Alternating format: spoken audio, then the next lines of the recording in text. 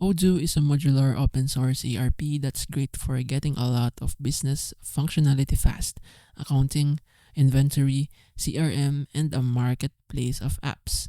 So small and mid-sized teams can stitch together what they need without a huge license fee. But the brutal truth is it's only as good as your implementation.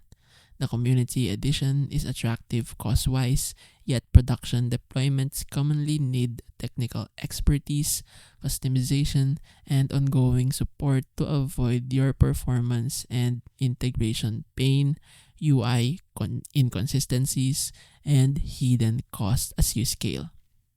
Use Odoo if you want flexibility and low upfront licensing, but budget for developer time, a clear migration plan, and strong governance.